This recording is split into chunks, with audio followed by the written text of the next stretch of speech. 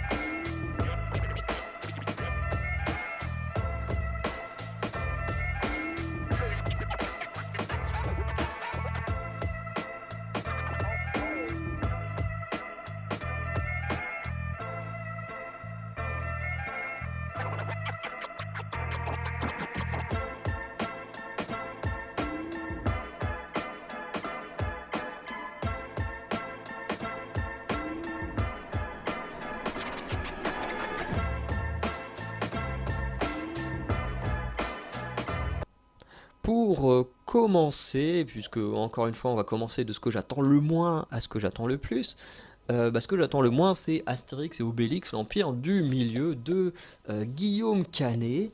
Le synopsis étant: nous sommes en 50 avant JC, l'impératrice de Chine est emprisonnée suite à un coup d'état fomenté par Deng Xiaoping, un prince félon. Aidé par Grain de Maïs, le marchand phénicien et par ses fidèles guerrières Tathan, la princesse Fuyi, fille unique de l'impératrice, s'enfuit en Gaule pour demander de l'aide aux deux valeureux guerriers Astérix et Obélix, dotés d'une force surhumaine grâce à leur potion magique. Nos deux inséparables Gaulois acceptent bien sûr de venir en aide à la princesse pour sauver sa mère et libérer son pays, et les voici tous en route pour une grande aventure vers la Chine. Mais César, sa puissante armée, toujours en soif de conquête, ont eux aussi pris la direction de l'Empire du Milieu. Série originaire de France, genre aventure, comédie et fantastique, avec Guillaume Canet, Gilles Lelouch, Vincent Cassel, Jonathan Cohen et bien d'autres, sorti le 1er février. Alors, ce film, je l'attends parce que j'ai pas envie d'être mauvaise langue et de le critiquer à l'avance. Mais honnêtement, quand on voit le synopsis, quand on voit la bande-annonce, c'est une série qui fait très peur.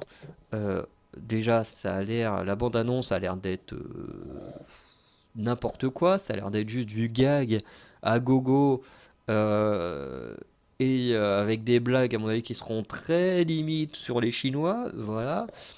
Euh, genre le Obélix qu'ils ont choisi, il a l'air vraiment mauvais en termes de tenue, quoi. Le mec, on dirait un cosplay plus qu'un vrai costume. Euh, et en même temps, je suis un grand fan des Astérix et j'ai grandi avec les dessins animés, les BD Astérix. Et du coup, j'ai quand même envie de donner cette chance à ce film, même si, pour être honnête, je n'y crois absolument pas du tout. Mais encore une fois, je veux donner sa chance à cette série, enfin à ce film, et on verra bien quand il sortira.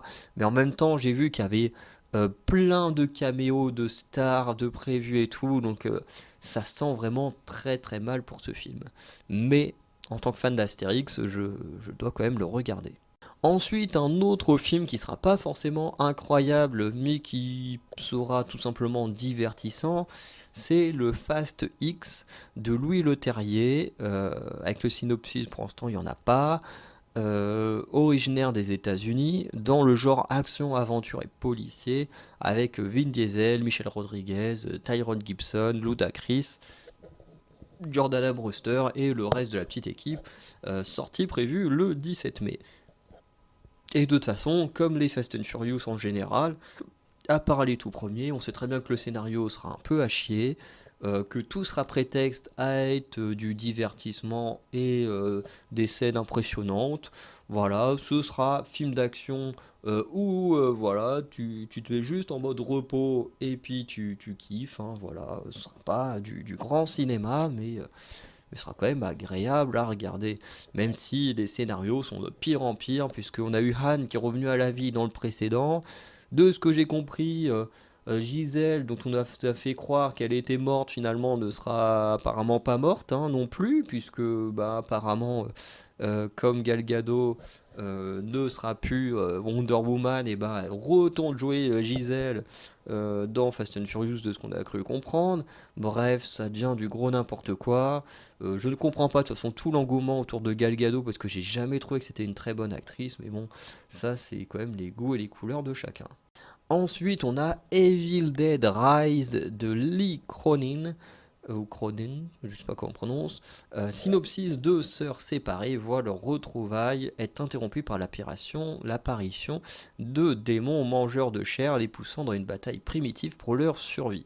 Originaire des États-Unis, genre épouvante, horreur, comédie et fantastique, avec Alyssa Sutherland, Lily Sullivan, Gabrielle Eccles et Morgan Davis et bien d'autres. Sorti le 19 avril, en plus j'aime bien Alyssa Sutherland. Voilà. Donc, film qui fait partie de la saga Evil Dead. Faudrait que je regarde tous les autres avant. J'ai cru comprendre que c'était le cinquième film. Perso, j'en ai vu qu'un seul que j'avais plutôt aimé. Et pourtant, je n'aime pas les films avec des fantômes, des démons, des machins comme ça. Mais j'avoue qu'Evil Dead, j'avais trouvé ça plutôt sympa. Donc, à voir ce que donnera cette version d'Evil Dead. Ensuite, on a le film Wonka de Paul King, synopsis, donc l'origine story du chocolatier Willy Wonka et préquel de Charlie et la chocolaterie. Voilà, il n'y a pas vraiment de synopsis pour l'instant. Originaire des États-Unis et du Royaume-Uni, dans un genre action, comédie et fantastique, avec pour casting Timothée Chalamet, Olivia Colman, Sally Hawkins et Rowan Atkinson, sortie prévue le 13 décembre. Voilà, moi j'aime bien le Charlie Chocolaterie avec Johnny Depp et tout, et du coup j'ai hâte de voir ce que va donner cette origin story de Willy Wonka. Je l'ai mis en début de vidéo parce que bah effectivement c'est pas non plus le truc que j'attends le plus, parce que les origin story de personnages c'est pas non plus les trucs les plus passionnants, mais je suis quand même curieux de voir ce qu'ils vont faire avec. Ensuite, on a le film Vaincre ou mourir de Paul. Oula, j'ai dû oublier un mot. Paul Mignet, sûrement. Enfin, pas un mot, mais une lettre. Et Vincent Mottez. Synopsis: les aventures de Charrette, officier de marine, vainqueur de la guerre d'indépendance américaine, qui voit sa vie basculer en. Oula, ouais, si ça doit être bon. Je sais pas si j'ai écrit une mauvaise date ou pas.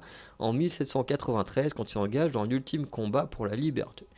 Bon, un film qui peut être sympa. C'est pas non plus mes films préférés, ce genre de film, mais je trouve que ça peut être sympa. Originaire de France, genre action, drame historique et guerre, avec Hugo Baker, Jean-Hugues Anglade, Rob Parado, Constance Gay et d'autres, sorties prévues le 25 janvier. Alors, j'avoue que le cinéma français, j'ai quand même assez peu de connaissances dessus. Ensuite, on a The Fabelmans de Steven Spielberg, alors qui est sorti pour la version originale en 2022, mais qui sort en France qu'en 2023. Du coup, synopsis: un récit semi-autobiographique de Steven Spielberg qui suit un jeune garçon alors qu'il découvre un secret de famille bouleversant, l'amenant à utiliser le cinéma comme manière de comprendre les autres et lui-même. Originaire des États-Unis, genre biopic et drame. Alors, j'avoue que les biopics, c'est un genre cinématographique que je n'aime pas de base, mais là ça concerne un de mes réalisateurs préférés, donc je veux voir ça. Avec du coup Michelle Williams, Seth Rogen, Paul Dano, Gabriel Labelle et sûrement d'autres personnes, sortie prévue le 22 février pour la France. Donc on est vraiment très en retard. Ensuite, je case ça en deux en un, hein. On a les Trois Mousquetaires d'Artagnan de Martin Bourboulon. Le synopsis, c'est du Louvre au palais de Buckingham, des bas-fonds de Paris au siège de La Rochelle, dans un royaume divisé par les guerres de religion et menacé d'invasion par l'Angleterre, une poignée d'hommes et de femmes vont croiser leurs épées et lier leur destin à celui de la France. Donc originaire de France. Genre action, aventure, drame et historique, avec François Civil, Romain Duris, Vincent Cassel, Pio Marmaille, sortie prévue le 5 avril. Et moi j'avoue que j'ai toujours aimé les histoires des Trois Mousquetaires, que ce soit la version avec Mickey, Donald et Dingo, que ce soit la version où il y avait Mads Mikkelsen en méchant, et j'arrive pas à me souvenir de qui faisait Milady, mais je trouvais que l'actrice était juste parfaite en Milady.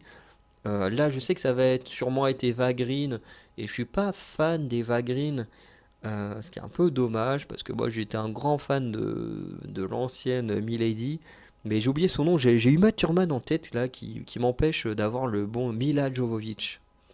Ça y est, je l'ai en pensant à Resident Evil. Mila Jovovich que je trouvais trop bien en Milady, même si le film en lui-même était pas si bon que ça. euh, Bah, pour moi, Mila Jovovich en Milady, elle était juste incroyable. Et du coup, ensuite, on a les Trois Mousquetaires Milady. Donc c'est pour ça que je précise hein, la partie de Mila Jovovich, avec toujours le même réalisateur, toujours le même casting, tout ça. Bon, il n'y a pas de synopsis, tout simplement parce que c'est la suite, très certainement, du précédent, et qui là est prévu le 13 décembre. Voilà, donc j'ai quand même hâte de voir ça. Voilà, même si je suis un peu déçu de changer de Milady. Ensuite, on a le film 60... Oula, putain, comment je parle 65, La Terre d'avant, de Scott Beck et Brian Wood. Le synopsis est quand un astronaute s'écrase sur une planète mystérieuse et découvre qu'il n'est pas seul, et qui du coup a l'air d'être un film avec des dinosaures. Originaire des États-Unis, du genre science-fiction et thriller. Film avec Adam Driver, Ariana Greenblatt et Chloé Coleman, et la sortie est prévue le 5 avril. Donc je sais pas ce que ça va donner. Je suis pas le plus grand fan de Adam Driver et je ne connais pas le reste du casting, mais on verra ce que ça donne. Ensuite, un film que j'ai envie de voir plus par curiosité, c'est le film Barbie de Greta Gerwig. Euh, le synopsis est en une poupée vivant à Barbieland et ostracisée parce qu'elle n'est pas assez parfaite et part dans le vrai monde. Donc originaire des États-Unis, dans le genre comédie, avec Margot Robbie, Ryan Gosling, America Ferrera, Simu Liu, euh, sortie prévue le 19 juillet. Donc, je suis assez curieux. Je suis pas le plus grand fan du casting, hein. J'aime bien Margot Robbie, mais sans plus. Pareil pour Ryan Gosling. Donc, on verra ce que donne le film. Voilà. Ensuite, on continue avec Transformers Rise of the Beats. Donc, c'est pas la plus grande saga du cinéma, mais c'est un peu comme Fast and Furious. Transformers, j'aime bien me la refaire de temps en temps parce que parmi les premiers, je les trouve bien. Et ensuite, même si ça part un peu en couille, ben c'est un peu le genre de blockbuster où, comme on dit hein, souvent, hein, tu enlèves ton cerveau et puis tu regardes ça comme ça un peu juste pour le divertissement. Et j'avoue que enfin, je veux dire Fast and Furious, oui, mais Transformers, c'est un peu pareil. J'aime bien le garder comme ça pour le divertissement. Et honnêtement, je prends quand même plus de plaisir à regarder Transformers que Fast and Furious. Du coup, ce Fast and Furious sera de Steven Caple Jr. ou Caple Jr. Le synopsis étant reniant avec l'action et le grand spectacle qui ont fait des premiers Transformers un phénomène mondial il y a 14 ans, Transformers Rise of the Beats transportera le public dans une aventure aux quatre coins du monde au cœur des années 90. Donc ok, donc on part dans le passé. On y découvrira pour la première fois les Maximals, les Predacons, les Terrorcons, rejoignant l'éternel combat entre les Autobots et les Decepticons. Originaire des États-Unis, dans le genre action, aventure, science-fiction, avec Anthony Ramos, Dominic Fishback, Ron Perlman et Peter Cullen. Et sortie prévue le 7 juin. En sachant que pour le casting, je ne sais pas si c'est vraiment des acteurs ou des voix des robots. Mais pour moi, il y a déjà une chose qui pose problème dans le synopsis, c'est que ça se passe dans les années 90. Alors que les autres Transformers se passent dans les années 2000, 2010. Et du coup, tu te dis, oh là, on va découvrir les Maximals, les Predacons, les Terrorcons. Et tu te dis, pourquoi ils ne sont pas là dans les films suivants? Si on est dans la même série de films, pourquoi est-ce que d'un coup ils disparaissent? Est-ce qu'ils vont tous crever au bout d'un moment ou... Bref, c'est assez curieux, j'ai hâte de voir ça. Ensuite, une saga dont je suis fan depuis très longtemps, c'est Indiana Jones et le cadran de la destinée. Et j'avoue que j'ai envie de voir le film, mais en même temps, bah, quand on voit que le 4 était pas terrible, et que bah, pour celui-ci, Indiana Jones, Harrison Ford commence quand même un peu à se faire vieux pour des films d'action. Voilà, c'est un peu en milieu de liste, parce que j'adore Indiana Jones, et en même temps, bah, je suis assez dubitatif de ce que ça peut donner, quoi. Le synopsis, c'est le film se déroule 12 ans après Indiana Jones 4, en pleine course à l'espace, alors que l'aventurier recherche un objet bien spécifique, un autre homme voleur. Et quand je dis voleur, c'est son nom, c'est pas sa profession. On est aussi à la recherche. Le film nous plonge à New York le 13 août 1969, alors que la ville célèbre le retour des astronautes d'Apollo 11. Originaire des États-Unis, genre action et aventure avec Harrison Ford, Phoebe Waller-Bridge, Mads Mikkelsen et Boyd Holbrook et d'autres personnes, sorti le 28 juin. Voilà, donc le casting donne quand même envie, hein. On a un Mads Mikkelsen et tout ça, mais voilà, c'est surtout en fait l'âge d'Harrison Ford qui me dérange pour des scènes d'action, des trucs comme ça. Je me dis, il commence quand même un peu à se faire vieux. Et voilà, je sais pas trop ce que ça va donner, si ça va être si bien que ça ou pas. Ensuite, on a Knock at the Cabin de M. Night Shyamalan. Le synopsis étant, alors qu'ils passent leurs vacances dans un chalet isolé en pleine nature, une jeune fille et ses parents sont pris en otage par 4 étrangers armés qui exigent d'eux un choix impossible afin d'éviter l'imminence de l'apocalypse. Alors qu'ils n'ont pratiquement aucun moyen de communication avec le reste du monde, ils vont devoir seuls apprendre à et assumer leurs décisions. Originaire des États-Unis, genre épouvante, horreur et thriller, avec Batista, Jonathan Groff, Rupert Grint, Ben Aldridge. Alors j'adore parce que l'histoire, on te dit, c'est une jeune fille et ses parents pris en otage. Alors tous les premiers noms qu'on nous balance dans la liste des acteurs, actrices, c'est que des mecs. Tu te dis, ok, la jeune fille, ça doit pas être une actrice hyper connue pour que on ne mette pas son nom en tête d'affiche. Et sortie prévue le 1er février, j'avoue que ça a l'air plutôt sympa et on verra ce que ça donne. Par la suite, on a le film Ant-Man et la guêpe Quantum Mania de Peyton Reed, donc qui est le troisième film Ant-Man et la guêpe, enfin Ant-Man, en soi, parce que la guêpe elle est apparue qu'à partir du 2. Le synopsis, après les événements liés à l'affrontement avec Thanos, Hank Pym, Scott Lang et Hope Van Dyne sont devenus célèbres dans le monde après leurs actes de bravoure. Ils continuent leurs recherches sur le royaume quantique et ses mystères, tandis que Scott profite de sa notoriété en tant qu'Avengers pour devenir une star, bien qu'il oublie l'éducation de sa fille Cassie. Après l'ouverture du multivers, Ant-Man et la guêpe, aidé de Cassie, qui est devenu Stinger, ok, comme dans les comics, doivent alors explorer cette mystérieuse dimension et ses dangers. Bref, on sait très bien qu'on verra également une version de Kang le Conquérant. Voilà, donc originaire des États-Unis, genre action, aventure, comédie, science-fiction et super-héros, même si c'est pas vraiment un genre, mais voilà. Avec Paul Rudd, Evangeline Lilly, Jonathan Myers, Michael Douglas et je crois que c'est Michelle Pfeiffer qui joue la mère, si je ne dis pas de bêtises. Du coup, sortie prévue le 15 février. Ensuite, on a un film complètement what the fuck, mais que j'avoue que j'ai très envie de voir parce que ça a l'air d'être du gros n'importe quoi. C'est le film Crazy Beer de Elizabeth Banks. Je me demande si c'est pas l'actrice qui jouait dans Hunger Games, la fille un peu loufoque qui accompagnait Katniss et Pita. Parce que le nom de l'actrice me dit quelque chose, mais je crois que c'est bien elle. qui a également joué dans le dernier Charlie et ses drôles de dames. Bref, le synopsis, un thriller inspiré de faits réels survenus dans le Kentucky en 1985. Un ours a été retrouvé mort d'une apparente overdose de cocaïne parmi 40 conteneurs ouverts contenant des traces de drogue. Ces conteneurs avaient apparemment été jetés d'un avion par un trafiquant de drogue condamné parce qu'il portait une charge trop lourde lors de son saut en parachute. Et du coup, quand j'ai vu un peu la bande-annonce, c'est du gros what the fuck. Apparemment, l'ours va prendre de la coke et va faire un massacre et tout. Enfin bref, ça a l'air d'être du gros n'importe quoi. Mais j'avoue que ça peut être très drôle à regarder. Et du coup, originaire des États-Unis, forcément, il n'y a que pour faire ça. Genre comédie, thriller et policier, avec Kerry Russell, que j'ai pas vu depuis longtemps dans un film, avec Ray Liotta, Christopher Reeve joue, et Alden. Oula, comment on prononce ça? Ehrenreich. Ehrenreich. Désolé pour ton nom de famille, je ne sais pas comment on le prononce. Prévu le 15 mars. Ça a l'air d'être du gros what the fuck, mais des fois ça fait du bien aussi de regarder des trucs un peu débiles, quoi, on va dire. Enfin, quand je dis débile, c'est pas une sens de critique, hein.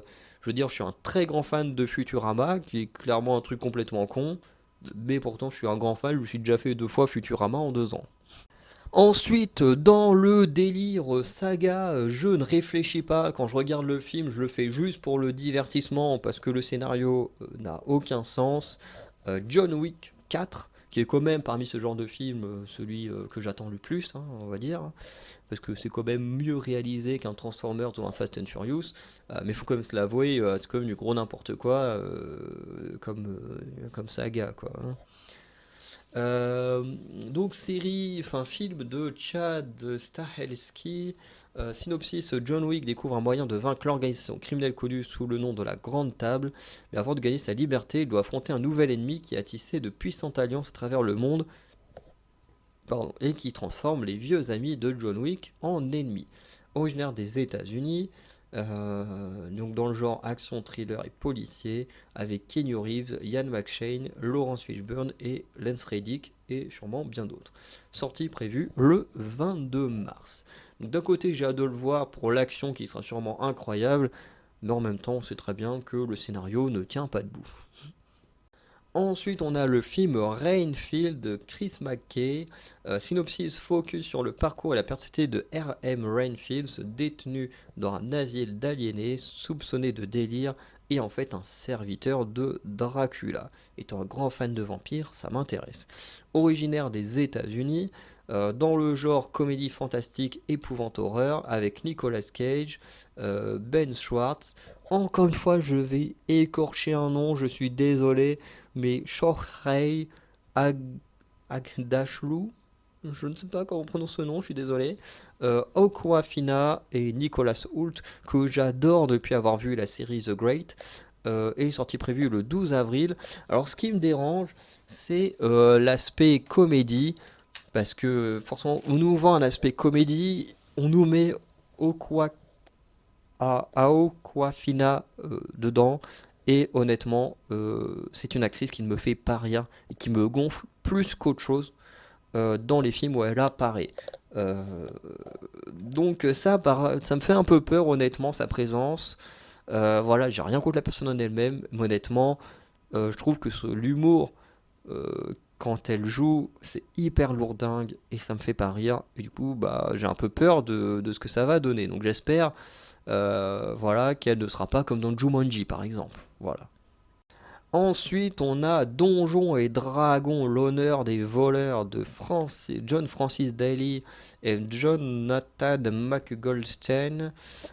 Synopsis, un voleur beau gosse. Ouais, il commence un peu à se faire vieux Chris Pine, faut se l'avouer. Un voleur beau gosse, une bande d'aventuriers improbables entreprenant un casse épique pour récupérer une relique perdue. Les choses tournent mal lorsqu'ils s'attirent les foudres de mauvaises personnes. Ça fait très penser au scénario du tout premier Donjons et Dragons. Voilà, sauf que l'acteur était beaucoup plus jeune. Bon, j'arrête avec ça. J'aime beaucoup Chris Pine, hein. Du coup, moi j'attends ça beaucoup parce que je suis un très grand fan des Donjons et Dragons. C'est pas forcément les films les mieux réalisés de la planète, Mais j'avoue que quand j'étais gamin, j'adorais regarder ces films-là. Je me suis refait le premier Donjons et Dragons récemment, qui est pas si mauvais que ça. Honnêtement, j'ai vu pire que le premier Donjons et Dragons.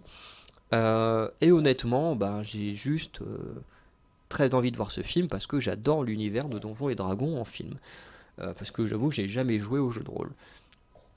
Du coup, originaire des États-Unis, dans le genre aventure fantastique avec Chris Pine, Michelle Rodriguez, que je déteste. Je déteste cette femme, mais bon, elle est là, hein, on n'a pas le choix. Sophie, alors je sais plus si c'est Sophie ou Sophia Lillis, qui jouait dans ça, que j'aime beaucoup comme actrice. Et Roger Jean Page, je sais pas c'est qui, et d'autres personnes, sortie prévue le 12 avril. Ensuite, on a Saw 10, dont vous allez bientôt avoir une tier list des films Saw. Ça fait un moment que je l'ai enregistré, mais que je n'ai toujours pas fait le montage de la vidéo, parce que c'est une série d'horreur que j'ai découvert en 2022. J'avais jamais vu les Saw avant, parce qu'on me la vendait très mal, vous verrez la tier list. Et au final, c'est devenu ma deuxième saga d'horreur préférée, et j'ai hâte de voir du coup le Saw 10, en espérant que ça rattrape Spiral, pardon, Spiral qui était vraiment pas terrible avec l'acteur principal qui me gonflait tout le long du film. Du coup, Saw sera de Kevin Groetert. Le synopsis, on l'a pas encore. Originaire des États-Unis, du genre épouvante horreur, avec Tobin Bell, et on n'a pas encore de casting. Donc on sait juste que John Kramer sera de retour, sûrement dans des flashbacks, mais on n'en sait pas plus. À part sortie prévue le 25 octobre, et que bah, depuis que j'ai découvert Saw, j'ai juste hâte de voir la suite parce que bah, j'adore ces films-là. Ensuite, si je dis pas de bêtises, on a le tout premier film d'animation de la vidéo qui est Spider-Man Across the Spider-Verse de Joaquim Dos Santos, Kem Powers et Justin K. Thompson. Le synopsis: après avoir retrouvé Gwen Stacy, Spider-Man, le sympathique héros originaire de Brooklyn, est catapulté à travers le multiverse où il rencontre une équipe de spider-héros chargés d'en protéger l'existence. Mais lorsque les héros se posent sur la façon de gérer une nouvelle menace, Miles se retrouve confronté à eux et il doit redéfinir ce que signifie être un héros afin de sauver les personnes qu'il aime le plus. Originaire des États-Unis, genre animation, aventure et science-fiction, avec Chamek Moore, Hailey Steinfeld, Issa Rae, Oscar Isaac, Jake Johnson et bien d'autres, sortis le 31 mai. Du coup, on se rend compte qu'on a Oscar Isaac et Hailey Steinfeld qui jouent à la fois des super-héros Marvel en live action et font des voix de personnages dans ce Spider-Man. Même si Hailey Steinfeld faisait peut-être déjà une voix dans le précédent, puisque bah, c'est la suite de Spider-Man New Generation, un truc comme ça, qui était déjà excellent, donc j'ai hâte de voir la suite avec ce film d'animation. Autre film d'animation, et sûrement les deux seuls, oui, il n'y aura pas d'autres films d'animation, c'est Super Mario Bros, le film de Aaron Horvath et de Michael Jelenic, ou Jelenic. Le synopsis: un plombier nommé Mario parcourt un labyrinthe souterrain avec son frère Luigi, essayant de sauver une princesse capturée. Adaptation cinématique du célèbre jeu vidéo. Et en plus, je me suis terminé Super Mario Bros en une semaine, il n'y a pas si longtemps que ça, donc hâte de voir le film. Originaire des États-Unis et du Japon, genre animation, aventure fantastique et romance, avec Chris Pratt, Anya Taylor-Joy, Charlie Day, Jack Black, Seth Rogen, sortie prévue le 5 avril. Donc Anya Taylor-Joy fera sûrement la voix de Peach. Voilà, en tout cas j'ai hâte de voir ce film. Et je me rends compte que je suis très étonné parce qu'on va passer à Scream 6, qui est le troisième film que j'attends le plus. Et du coup, dans le top 5, on a les deux films d'animation, en sachant que je suis pas non plus le plus grand fan des films d'animation, donc je suis quand même assez étonné que dans le top 5 des films que j'attends le plus, bah, les deux films d'animation y soient. Bref, on passe à Scream 6, donc Scream qui est ma saga d'horreur préférée, de Matt Bettinelli, Holpin et Tyler Gillett. Synopsis: après les derniers meurtres de Ghostface, 4 survivants, donc les deux sœurs Carpenter et les deux faux jumeaux, quittent Woodsboro pour un nouveau chapitre, et on l'a vu dans le trailer qu'ils vont partir à New York. Du coup, originaire des États-Unis, du genre épouvante, horreur, thriller, avec Jenna Ortega, Melissa Barrera, Courtney Cox et Hayden Panettiere qui va réapparaître comme ça alors qu'elle est censée être morte. Bon, quoique, elle s'est juste pris un coup de couteau dans le ventre, dans Scream 4, donc à la limite, si on nous dit qu'elle a survécu de ses blessures, c'est un peu gros, mais c'est possible. Bref. Sortie prévue le 8 mars. Alors, je me suis fait la réflexion en écrivant la vidéo, est-ce qu'il y a que moi qui trouve ça bizarre que le jour international de la femme sorte un film sur une femme qui se fait harceler et agresser par un tueur en série. C'est hyper chelou comme idée, mais moi j'adore Scream, donc j'irai quand même voir le film, donc j'en ai rien à foutre, mais je trouve ça quand même hyper chelou de faire un film sur une femme qui se fait agresser, harceler, le jour de l'international de la femme. Enfin, voilà, je trouve ça marrant et bizarre, mais, mais voilà. Mais en tout cas, étant un énorme fan, un énorme fan de Scream, et surtout que là, on est vraiment dans un renouveau, voilà, avec le fait de quitter Woodsboro, le fait de changer d'acteurs principaux et tout ça. euh, voilà, je suis plutôt chaud pour cette nouvelle saga. Ensuite, deuxième film que j'attends le plus, Les Gardiens de la Galaxie 3, qui est ma trilogie, enfin ma série de films préférés du MCU, je sais pas trop, ouais, on peut dire ça comme ça, de James Gunn. Le synopsis, on n'en a pas encore, mais on a déjà vu la bande-annonce, donc voilà, pas besoin d'en dire plus. Originaire des États-Unis, genre action, aventure, fantastique et science-fiction, avec Chris Pratt, Zoe Saldana, Batista, Karen Gillan, Paul Clemente, enfin bref, le casting habituel. Sortie prévue le 3 mai. J'ai hyper hâte de voir ce film. En même temps, je suis quasiment sûr que je vais chialer parce que va y avoir des morts et que les Gardiens de la Galaxie, c'est les héros que je préfère dans le MCU. Pas en comics, mais dans le MCU, oui. Donc je sens que ce film va me faire beaucoup de mal. Et pour finir l'année, le film que j'attends le plus, c'est Mission Impossible Dead Reckoning partie 1. Voilà, de Christopher McQuarrie. Synopsis, on n'en a pas vraiment, mais on a déjà vu le trailer qui est sorti l'été dernier, quoi. Déjà, on a eu un trailer un an avant la sortie du film, pour bien nous teaser, qui donne très envie et qui, du coup, c'est très énervant, parce que tu dis j'ai très envie, mais le film il sort que dans un an, bande de salauds. Bref, originaire des États-Unis, genre action, aventure, trailer, avec Tom Cruise, Rebecca Ferguson, Simon Pegg, Vin Ram, le casting habituel encore une fois, et sortie prévue le 12 juillet. Parce que voilà, c'est ma série voilà, d'action espionnage préférée. Voilà, moi je suis un énorme fan des Missions Impossibles et du coup j'ai qu'une envie, c'est d'avoir la suite, surtout que dans le trailer on sent une ambiance pesante et tout, et j'ai vraiment l'impression que Dead Reckoning partie 1 et 2 annonce la fin de la saga Mission Impossible, euh, et du coup ça sent les morts. Du coup, j'ai hâte de voir ça parce que l'ambiance sera très certainement différente de ce qu'on a pu avoir précédemment dans l'émission Impossible. Après, à voir qui sera le méchant, parce que Henry Cavill c'était génial dans le précédent, et là j'ai envie de voir un peu ce que ça va donner. Bref, voilà pour les films que j'attends le plus cette année. Bien sûr, il pourra sûrement y avoir d'autres films que je verrai, sûrement les films de plateforme, hein, voilà, qui ne sont pas annoncés comme les films qui sortent au cinéma. Notamment tous les films, je les verrai pas forcément au cinéma à chaque fois, hein. Je suis désolé de le dire, mais il y a sûrement certains films que je vais regarder de manière pas très légale parce que j'ai pas beaucoup d'argent, donc je peux pas aller au cinéma toutes les semaines ou même plusieurs fois par semaine, hein. On a vu qu'il y a, si vous avez fait attention, il y a plusieurs films qui sortent exactement le même jour. Voilà. Alors je sais que certains diront faut privilégier les petits cinémas, je suis totalement d'accord. Mais le problème, c'est que, par exemple, moi j'ai un petit cinéma là où habitent mes parents, les places de cinéma coûtent 7 euros à peu près, 7-8 euros.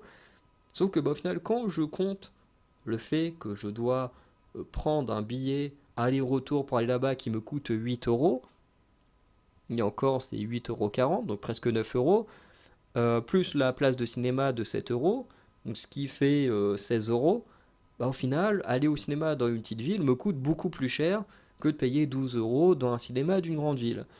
Et pourtant, je suis pas contre de mettre en avant les cinémas des petites villes, hein. Quand je peux aller voir un film au Basselin, j'en profite. Mais malheureusement, quand je dois compter le trajet, l'aller-retour, bah, au final, ça me revient à plus cher d'aller dans un petit cinéma que d'aller dans un grand cinéma. Et en plus, les petits cinémas, en général, ils font les films, ils mettent les films qui vont le plus rapporter, ou alors, si c'est pas les films qui vont le plus rapporter, c'est parce qu'il y a une très grosse demande du public.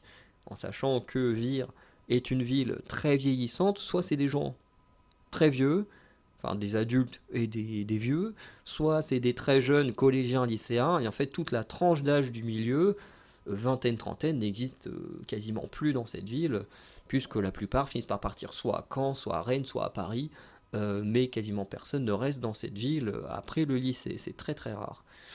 Donc, c'est pas le genre de personnes, par exemple, qui vont demander à voir du film d'auteur.